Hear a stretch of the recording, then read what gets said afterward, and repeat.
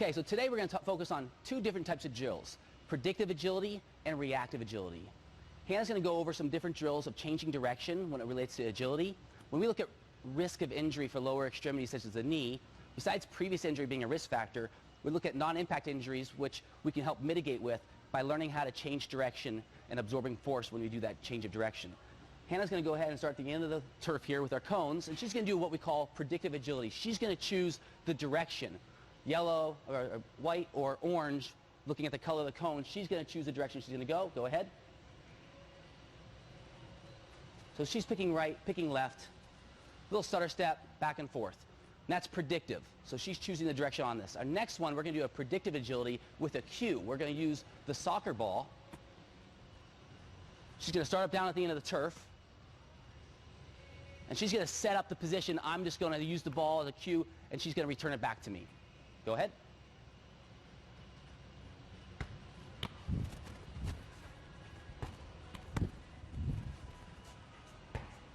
Good, and that's reactive agility, or predictive agility using a cue such as a soccer ball.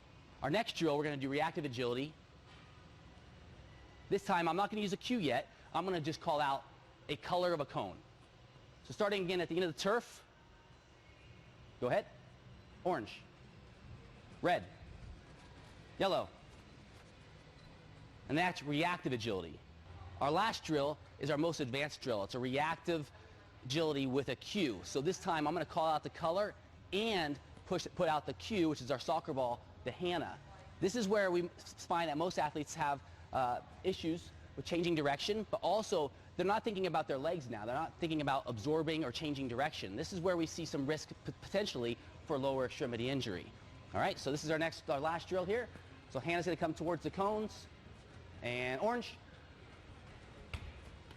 red, yellow. Very good, nice job.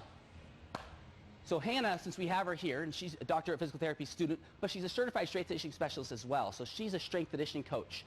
What do you find this being the most challenging for a soccer player or an athlete? I think it makes it more realistic, Tyler, to the game, because now I'm not focusing on my legs to change direction. I have to focus on the cue. I have to focus on the color and everything else, kind of like in a game. I'm not going to be focusing on which way I'm going. I'm going to be focusing on the defender, way to receiving the ball. And I think bridging that gap from recovery to performance, these kind of drills are super important to get that aspect of that visual learning, that visual motor aspect. Awesome. I think it's important, yeah. Well, thank you. Thanks for joining us. This is your Get Fit Friday.